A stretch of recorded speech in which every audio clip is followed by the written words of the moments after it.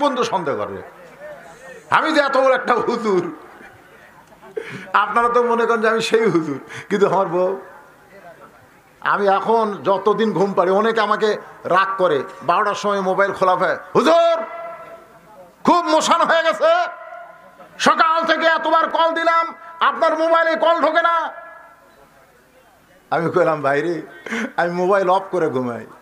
কেন ঘুমাই জানিস? আমি একদিন মোবাইল অন করে ঘুমাইছি, ইতিমধ্যে একটা কল আসছে, তা আমার বউ দৌড়ে গিয়ে কল ধরছে, একটা মেয়ে মানুষ,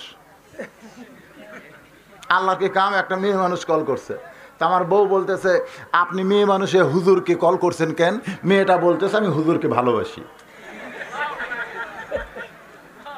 আমি তো দিদার সে ঘুম পাড়তেছি, ঘুমোর থেকে উঠে দেখি আমার বইয়ের মুখটা পা মাছ, ওরকম গাল ফুলে বসে আছে।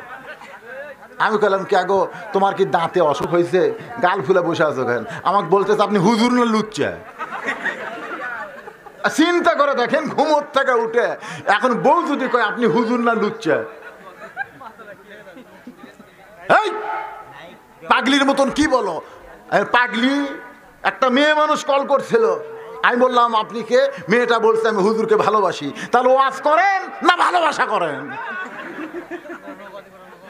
আমি দৌড়ে গিয়ে বইয়ের হাত চাপে ধরে বললাম, আস্তে কথা বলো, রাস্তার ধারত বাড়ি, মানুষ যদি শুনবার পারে যে তুমি বউ হয়ে আমার লুচ্চা করছে, আমার ওয়াজ কিন্তু বাদ হয়ে যাবে। দেখি মোবাইল নিয়ে আস। মোবাইল নিয়ে এসে আমি সাউন্ড বাড়ায় দিলাম, কারণ কানে কানে শুনলে তো হবে না, বউকে শোনা লাগবে না। লাউড স্পিকার দিয়ে বললাম, মা, প্রথম শব্দই মা, তুমি নাকি অমুক সময় কল করেছিলে। জোরে দিছি বউ শুনে নেওয়ার জন্যে। মেয়েটা বলতেছে, আপনি যাকে বিয়ে করছেন সে তো খুব বেয়াদব। আমার বউ কয়, কি? মেয়েটা কি কয়? এই মেয়ে, আমার বউরে বেয়াদব কাউ কেন? তুমি নাকি কইছো আমি হুজুরকে ভালোবাসি। তো মেয়েটা বলতেছে, না আল্লাহর শপথ করে বলতেছি আমি হুজুরের ওয়াজ ভালোবাসি, তাই কইছি। আমি বউরে কইলাম, কে রে কি কইছে? কই একটা ভালোবাসার কথা কইছি তো। আমি সেদিন থেকে চিন্তা করলাম, প্রত্যেকটা মেয়ের মধ্যে সন্দেহ আছে না নাই? জোরে কোন আছে না নাই? টাকা যে হাতত দিবে, ওই টাকাটার নাম না বললে মনে করবি পকেটত গেছে। এই জন্যে মেয়েরা টাকা দিলে বলাই লাগবে ভাই। ওয়াজের ফাঁকে ফাঁকে যদি মেয়েরা টাকা দেয়, আমি একটু নাম বলবো, অসুবিধা আছে? ওয়াজ কিন্তু চলতিছে। এই ছেলেরা ডিস্টার্ব করো না বাজান, কারণ মা বোনদের ধৈর্য কম না বেশি? বেশি। যখন আল্লাহ কাছে গন্ধম গাছের কাছে যাইও না, যখনই কাছে। আদম কিন্তু হাওয়া সৃষ্টি করার 40 বছর একলা একলা বেহেশতে ছিল আদম নবী। হাওয়া আলাইহিস সালামকে সৃষ্টি করার কত বছর? 40 বছর একলা একলা জান্নাতে ছিল, তখন হাওয়া ছিল না। কিন্তু যখনই হাওয়াকে সৃষ্টি করা হলো আদমের দেহ থেকে, তখনই কিন্তু আল্লাহ বললেন, ওয়ালা তাকরাবা হাযি শাজারা ফাতাকুনা মিনাজ জালিমিন, ওই গাছের কাছে যাইও না।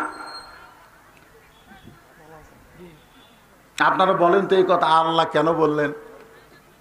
আদম যখন একলা ছিল তখন তো আল্লাহ এই কথা বলে নাই, কিন্তু যখন হাওয়াকে সৃষ্টি করা হলো তখন এটা কেন আল্লাহ বললেন? এই আদমের সন্তানেরা, আপনারা কি জানেন? না জানলে বলবেন জানি না। জোরে কোন জানেন? আরো জোরে কোন জানেন? জানা লাগবে না? আপনি জাগলে সংসার করতেছেন, এদিকে মেলা টেলা আছে নাকি? ছেলে পেলে কথা কয় গান। আমার মায়েদের কি প্যান্ডেল এটাই নাকি? মাশাআল্লাহ, মায়েরা কাছে আছে। হাওয়ার টান খালি নিষেধ করলো কেন? কারণ মেয়ে মানুষকে যদি নিষেধ করেন, এই কথা কাউরে কইও না, খবরদার, খালি কইয়া দেখেন। ওই যতক্ষণ এটা না বলবে ওর ভুটভুটি যাবি না। আর যদি বলেন এই কথা একটু অমুক অমুক যায় বলে আসো, তখন কি বলবে? আমার কাম নাই, আমি কাম ছাড়াইলো বলবার যাবো। মানে বলতে বললে একটাও বলবে না, নিষেধ করলে বলা শুরু হয়ে যাবে। এরা হলো নারীদের। জোরে খান কথা ঠিক কিনা? তাই বলে আমাদের প্রধানমন্ত্রী বলতেছি না, এরা। এখন হাওয়া তো খালি এমন সময় একজন আমাদের শত্রু, আল্লাহ কোরআনে বলেছেন ইন্না শাইতানা লাকুম আদুউন ফাত্তাখিযুহু আদুওয়ান ওয়ালাকাদ আদাল্লা মিনকুম জিবিল্লান কাসীরান আফালাম তাকুনু তাকিলুন। শয়তান বুঝবার পারছে যে আদমকে ধোঁকা দিবার পারবো না, কিন্তু আদমের জন্য যে হাওয়ারে সৃষ্টি করছে সে হাওয়ার কাছে এখন স্টার জলসা জি বাংলার দরকার আছে না নাই, জোরকান আছে না নাই। সর্বপ্রথম ময়ূরের আকৃতি নিয়ে ওই জান্নাতের মধ্যে ঢুইকে একটা সুন্দর স্টার জলসার গান ধরলো। হাওয়া হাওয়া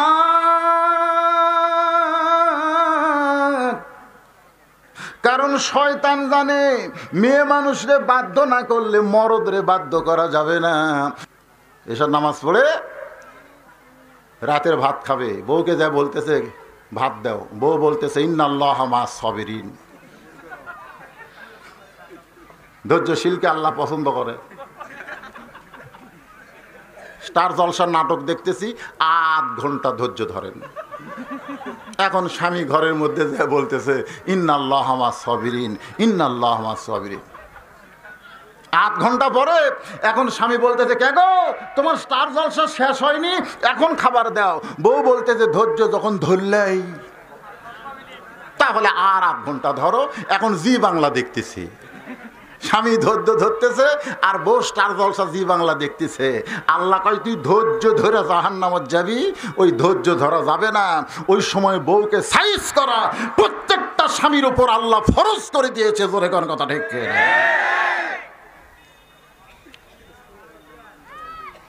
এখন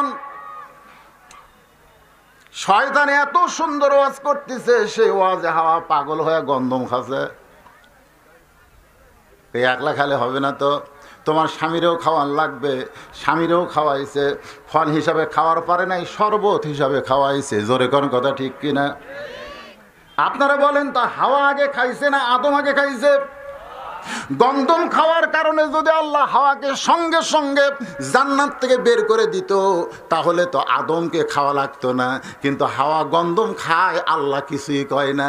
কিন্তু যেই মাত্র আদম রে খাওয়াইছে সঙ্গে সঙ্গে আল্লাহ আদমকে জান্নাত থেকে বের হওয়ার হুকুম দিল।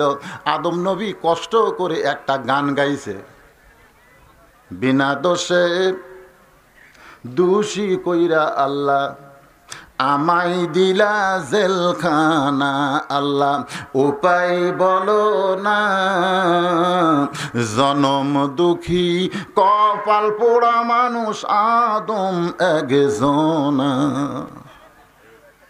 আল্লাহ কয় আদম তোমাকে বিনা দোষে জান্নাত থেকে দুনিয়ায় বের করে দিচ্ছি, এই কথা তোমাকে কে বলল?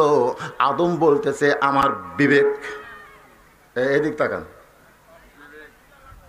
দেখি বিবেক।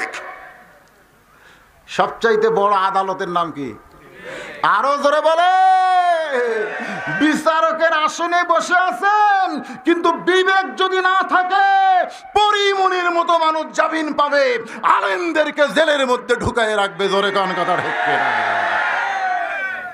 বিবেক বিবেক অনেকে যায় আর কয় বিচারকের বিবেক নাই, সব মিছিল করে আমরা বিচার চাই বিচার চাই। কার কাছে রে? এই হরতাল করো অবরোধ করো, কই বিচার চাই। আমার ওয়াদের মধ্যে শোনেন নাই যে 7 বছর ধরে চাপায়ের কানসাটের আমের বাগান করছে আপনাকে নগাঁয়।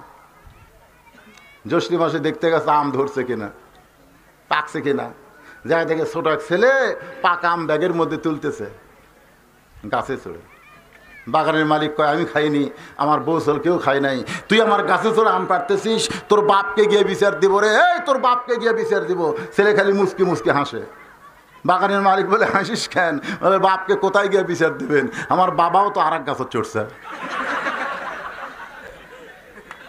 তাকায় দেখে ওর বাপ খালি আম পাড়ে আর বস্তা ভরায়, গাছের নিচে বসে কাম দেয়ার বলে আল্লাহ বিচার দিব কার কাছে?